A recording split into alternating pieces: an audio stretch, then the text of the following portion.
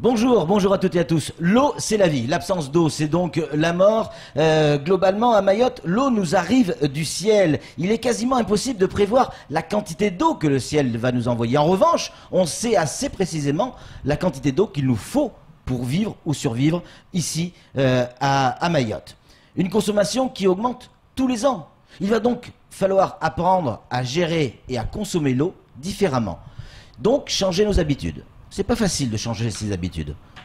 En tout cas, c'est possible. Moi, j'y crois. Tout de suite, le sommaire de l'émission.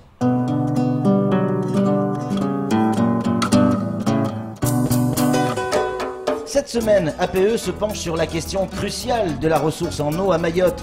Les experts prévoient un accroissement des besoins en eau de 90% d'ici 2032. La rédaction d'APE est allée sur le terrain pour tenter de comprendre comment notre eau est traitée, comment arriver à consommer moins sans bouleverser notre fonctionnement. Le résultat de l'enquête de Pierre Bellucci est édifiant. Avec nos invités et pas moins spécialistes, nous aborderons sans détour la problématique. Pour en parler avec nous, nous recevrons Moussa Mohammadi, plus connu sous le nom de Bavi, président du SIAM. On aura également Anchia Bamana, présidente du comité des eaux et de la biodiversité, également maire de Sada. Et enfin, Caroline Mauduit de la DEAL, chef du service environnement et prévention des risques. Enfin, comment être acteur de la protection de notre environnement au quotidien? C'est Anne-Constance Onguenot qui nous livrera les petits gestes simples qui peuvent tout changer. Comment peut-on œuvrer au quotidien pour préserver l'eau potable et limiter les consommations et ne pas polluer les cours d'eau qui alimentent le réseau d'eau potable de l'île? Avec nos invités, nous allons découvrir une enquête réalisée par Pierre Bellucci. Ensuite, on se retrouve tous ensemble et on en parle.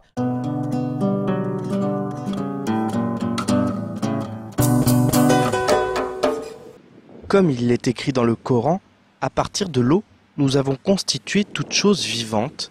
L'or bleu, cette ressource naturelle, est une denrée indispensable pour l'homme. À Mayotte, le réseau hydrographique est soumis à une variabilité très marquée entre la saison sèche et la saison humide. Comme toute ressource naturelle soumise à l'insularité, l'eau douce n'est pas illimitée.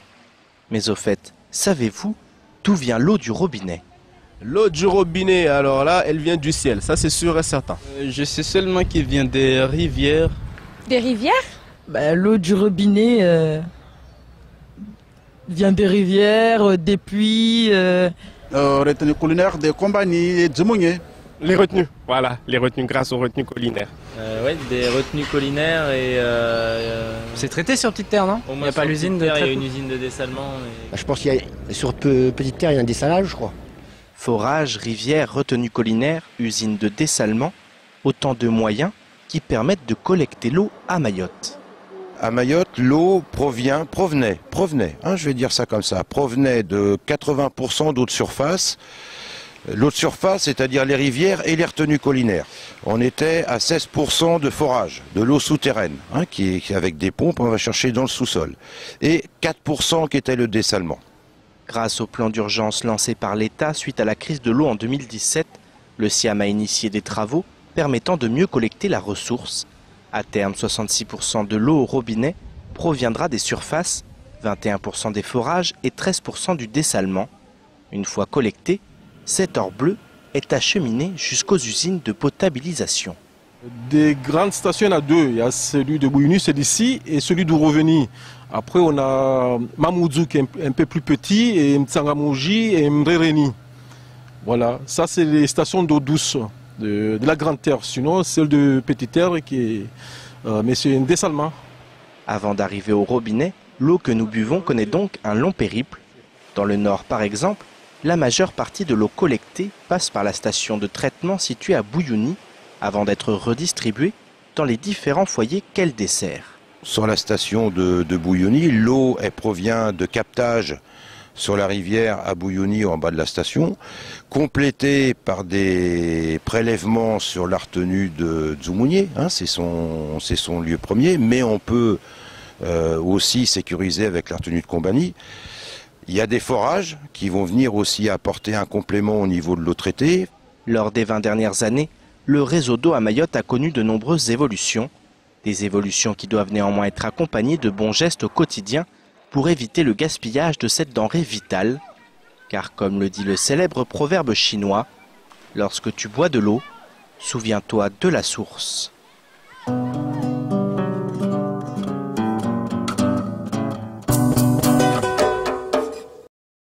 Retour sur le plateau d'APE avec nos invités. On a avec nous la chef du service environnement à l'ADEAL, c'est Caroline Mauduit.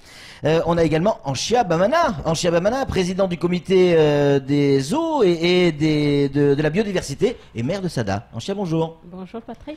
On a également Anne-Constance Anguena, on la connaît bien sur ce plateau pour le cabinet Incidence. Anne-Constance, bonjour. Bonjour Patrick. Et enfin, Moussa Mohammadi, le président du SIAM, plus connu sous le nom de Bavi. Permettez-moi de vous appeler Bavi. Bavi, bonjour. Bonjour. Alors, première question, elle est pour vous, Bavi. Puisqu'on va parler des ressources en eau, on l'a vu sur ce reportage, tout le monde ne sait pas d'où vient l'eau qui coule au robinet. Alors, il y a eu des bonnes réponses dans ce micro-trottoir, mais il y a aussi des mauvaises réponses. Quelle est la réalité? D'où vient l'eau du robinet? Mais moi, je ne le savais pas. Hein. Aujourd'hui, l'eau que nous buvons, en principe, ça vient des rivières. Ouais. C'est-à-dire qu'aujourd'hui, nous avons 14 captages en rivière. Nous avons 2 systèmes de drainage. Ouais. Aujourd'hui, on a 2 forages d'eau brute et puis de pompage de l'eau. C'est ce que là, la provenance. Alors, on dit des rivières, mais l'eau des rivières, elle arrive d'où? L'eau des rivières, normalement, ça arrive de là-haut. Du ciel. Du ciel. Donc on est bien d'accord que l'eau que l'on consomme, à la base, elle arrive du ciel, puisque on n'a pas véritablement exploité la notion de source. Et puis, il y a aussi un petit air aujourd'hui. On consomme l'eau de dessalement. Oui, ça on va en parler. L'usine de dessalement. Ouais. Et on a aussi des forages qui viennent de sous-sol aussi. Mais justement, Bavi, l'année dernière, on a connu une pénurie d'eau sans précédent. Dieu merci, on en est protégé cette année. Comment c'est possible? Alors qu'on est entouré d'eau? Parce qu'on avait oublié. On avait oublié de faire le nécessaire pour qu'on ait de l'eau à Mayotte. Il y a plus de 20 ans, il y a un travail qui n'a pas été fait. Malheureusement, c'est tombé sur moi en tant que président. Et que depuis que c'est un mal pour un bien, en fait. Ouais. Il fallait passer par là pour comprendre. Il fallait passer par là, parce que sérieusement, avec le plan d'urgence d'eau, je pense qu'on est en sécurité. Dès qu'on aura fini de réaliser l'ensemble des travaux, Mayotte sera en sécurité au moins 10-20 ans qui arrivent concernant l'eau. Caroline, c'est pas un peu dangereux d'attendre en permanence ou de tout miser sur une saison des pluies? Pourquoi on ne construit pas d'usine de dessalement? Pourquoi on n'en fait pas plus? Oui, effectivement, c'est un peu dangereux quand on est sur une île de petite taille en plus, parce qu'on est soumis aux précipitations, comme vous l'avez dit, Monsieur le Président. Donc, qui vont alimenter à la fois les retenues, les rivières, et puis, bon, on a un petit peu d'eau souterraine à Mayotte, mais c'est vrai que les nappes souterraines sont de petite taille, donc on n'a pas non plus des énormes ressources au niveau souterrain. Donc, effectivement, pourquoi alors, le dessalement, on a déjà investi. Le SIAM, là, a effectivement agrandi dans le cadre du plan d'urgence eau l'usine qui existe en petite terre, mais le SIAM a également lancé des études sur des usines de dessalement en grande terre. Donc ces études datent déjà, ont été lancées déjà dans les années 2014-2015. Et en ce moment même, on fait une étude sur le site de Longoni, où justement sur une usine de dessalement qui fonctionnerait avec un autre process que celle de petite terre et qui serait beaucoup moins consommatrice d'énergie. L'idée, c'est de récupérer les chaleurs perdues de l'usine thermique de Longoni pour alimenter en énergie cette usine. Donc c'est un travail avec EDM, l'ADEME, l'ARS, le SIAM et l'ADEAL. Et l'objectif, c'est aussi, le problème du dessalement, c'est le prix de l'eau quand même. Oui, forcément, ça fait augmenter le prix. Exactement, c'est des process beaucoup plus compliqués que capter gravitairement de l'eau. Donc c'est pour ça qu'on s'oriente vers cette nouvelle technique de distillation pour essayer de baisser les coûts d'exploitation, parce que c'est ça qui coûte le plus cher en fait, après l'investissement initial, bien sûr. Caroline, vous êtes sur ce plateau, j'en profite. Comment expliquer la pénurie d'eau qu'on a eue l'année dernière? Donc la pénurie, comme je le disais, un petit territoire entouré d'eau, donc les précipitations, si elles ne viennent pas, et c'est ce qui s'est passé, on a eu plus de 3 mois et demi de retard sur l'arrivée théorique de la saison des pluies qui normalement arrive vers la mi-novembre, et là les premières pluies sont vraiment arrivées que vers la fin du mois de février.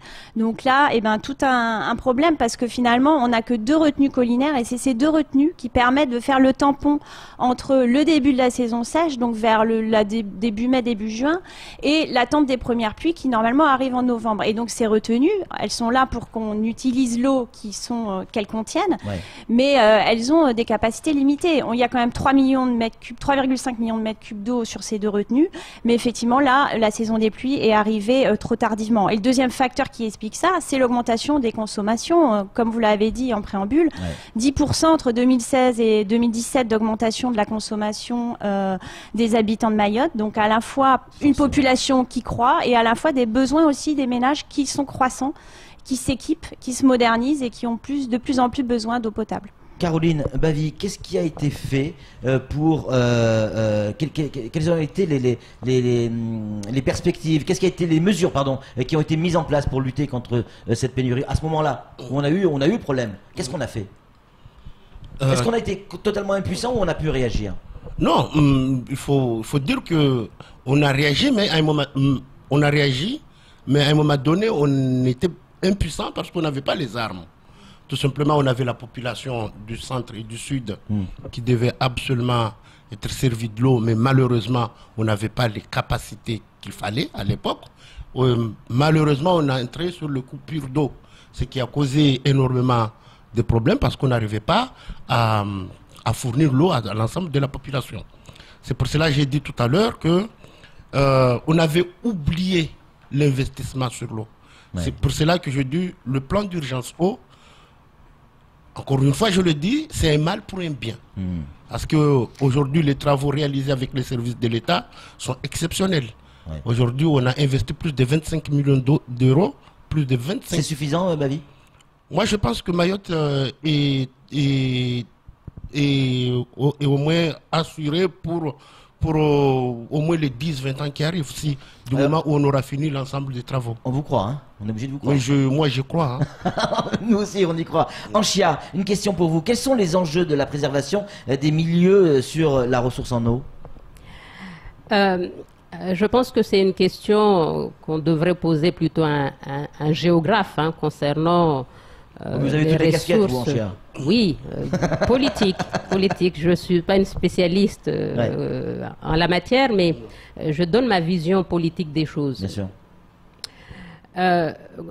Concernant Caroline parlait tout à l'heure de la question de la pénurie, la question de la quantité de l'eau, donc qui est complètement insuffisante à Mayotte. Je pense qu'il est absolument nécessaire en tant que politique qu'on ait une vision un peu prospective de la chose et se poser les bonnes questions. Quelles sont les causes qui amènent justement à cette pénurie? Je pense notamment à toute cette politique de protection de la ressource qu'on doit mettre en place à tous les niveaux pour éviter effectivement qu'il y ait cette pénurie. Je pense...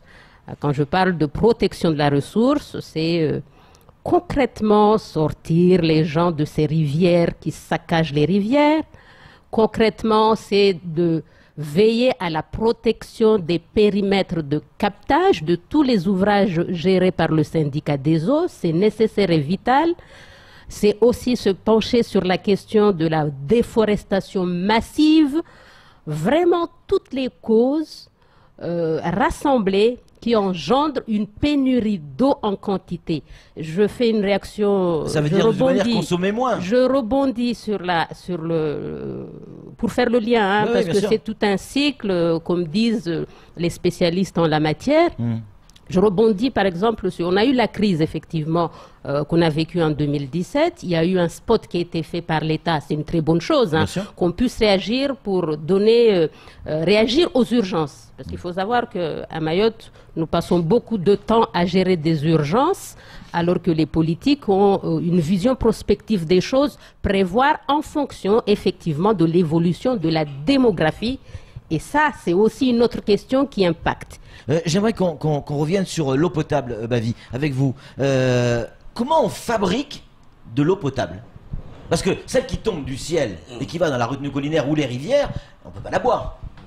Du moment où l'eau est captée dans les rivières, ou si c'est pris aux retenues collinaires, il y a les usines de traitement.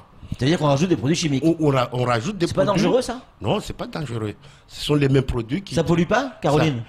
Ça pollue Non, pas c'est des produits spécialisés pour le traitement de l'eau. C'est ce qu'on utilise aussi en Exactement. métropole. Et puis, il faut quand même rassurer à la population que nous n'avons pas le droit de distribuer de l'eau qui n'est pas potable. L'eau, quand ça arrive à l'usine de traitement, c'est traité et puis analysé par des organismes indépendants parce que la ARS est obligée d'analyser l'eau pour nous donner l'autorisation de la distribuer. On n'a pas le droit de distribuer de l'eau sans l'autorisation de l'ARS. Ouais. Bavi, comment la consommation va évoluer ici à Mayotte, selon vous? Consommation d'eau, évidemment. Consommation d'eau, ça va évoluer tout simplement parce que la population augmente. Ouais, mais on arrive à se projeter, à savoir, à connaître nos besoins dans 20 ans, 30 ans? Non, on peut pas le savoir.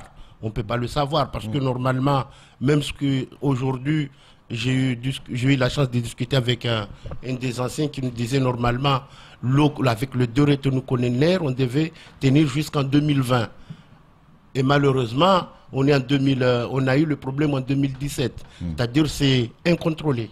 On ne peut pas aujourd'hui, moi, je ne peux pas savoir combien de quantité d'eau il faut pour telle année ou telle année. Alors, on a la chance d'avoir Anchia, qui est maire de Sada. Une question, Anchia. Qu'est-ce que vous faites, vous, à Sada, par exemple, pour limiter le gaspillage en eau? On doit éduquer effectivement les gens, vu la crise, parce que jusqu'à avant 2017, on n'était pas dans la situation de la crise. Donc, tout le monde se réveille en 2017 pour dire qu'il faut éduquer les gens. Oui, c'est vrai, pour l'avenir. Dans le cadre du comité de l'eau et de la biodiversité, nous sommes en train d'élaborer une feuille de route de l'instance justement pour avoir une vision d'ici 2020 des propositions que fera le comité. Et dans le cadre de ce comité, nous on fait effectivement le constat qu'il faut mettre les moyens et dans les communes et au niveau du département, au niveau de l'État, pour qu'on puisse justement avoir tous les outils nécessaires pour mener une action d'éducation auprès de la population. Ces moyens, nous ne les avons pas. Vous n'avez pas forcément les moyens. Peut-être que du côté de l'État, on les a, ces moyens, Caroline. Quels sont les mauvais usages de l'eau qui gaspillent le plus d'eau, en fait, hein?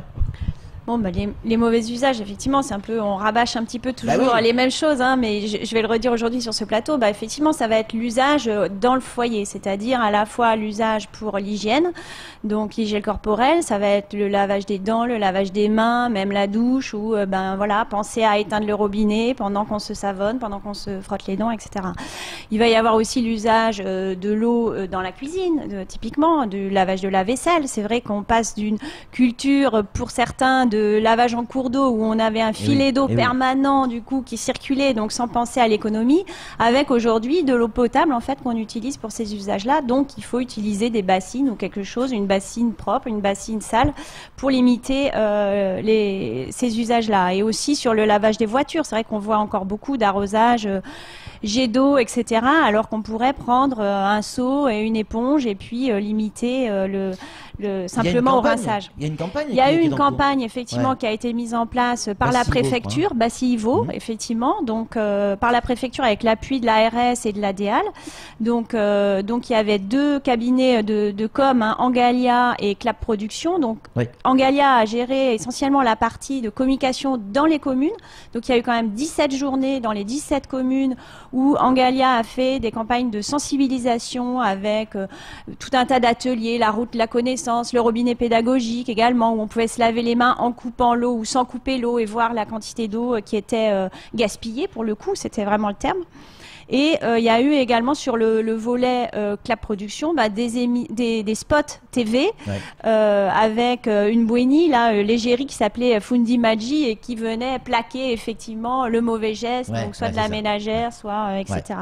Et des affiches 4x3 un petit peu dans Mamoudzou, vous avez dû les voir entre octobre et décembre de l'année dernière. Merci 1000 fois. Encore un mot, un seul. Un mot. Il y a urgence sur ce territoire à penser, et ça on le propose dans le cadre du comité de l'eau, à penser une nouvelle politique de gestion des eaux pluviales. Enfin, c'est quelque chose d'innovant et toutes les politiques ici, les autorités doivent s'y pencher. Une nouvelle politique dans le cadre de l'élaboration des documents de référence, les PLU, les PLUI, les nouvelles habitations ou même les habitations existantes, à ce qu'on puisse équiper aussi les familles d'outils, de nouveaux outils pour mieux gérer les eaux pluviales. Mon petit doigt me dit qu'on va se revoir sur un plateau d'APE pour reparler de ces ressources en eau, parce qu'il y a encore 1001 choses à dire. En tout cas, 1000 merci de votre présence et de vos éclairages. Vous restez avec nous en plateau quelques instants, puisque on va voir si elle aussi fait partie des ressources mahoraises. C'est Anne-Constance Anguena que l'on va retrouver tout de suite pour les bons gestes.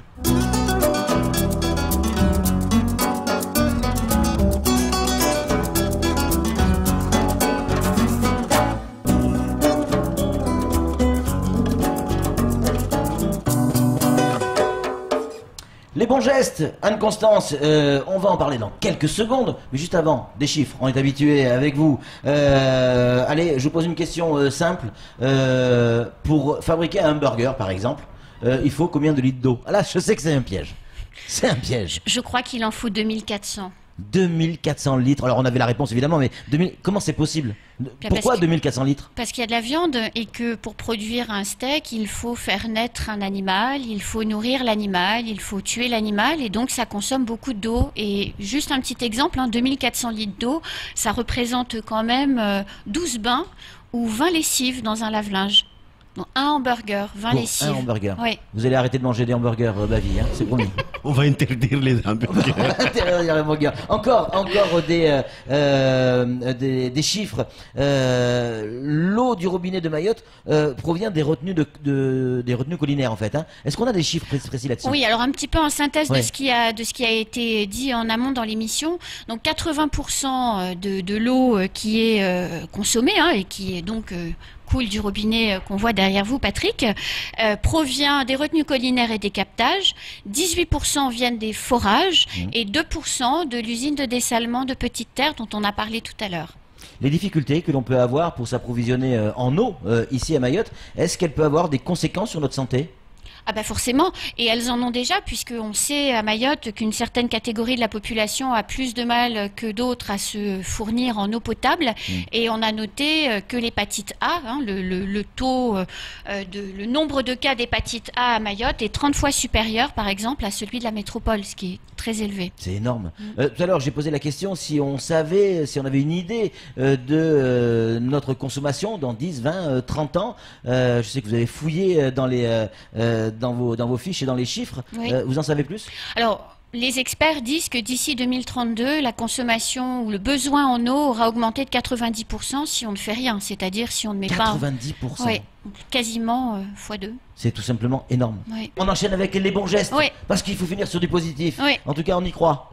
Alors Eshati, elle a 5 gestes à nous transmettre dans cette émission aujourd'hui. Le premier, c'est de prendre une douche plutôt qu'un bain. Une douche de 5 minutes va consommer entre 30 et 80 litres d'eau, alors qu'un bain, on se situe entre 150 et 200 litres. Donc on voit tout de suite l'intérêt.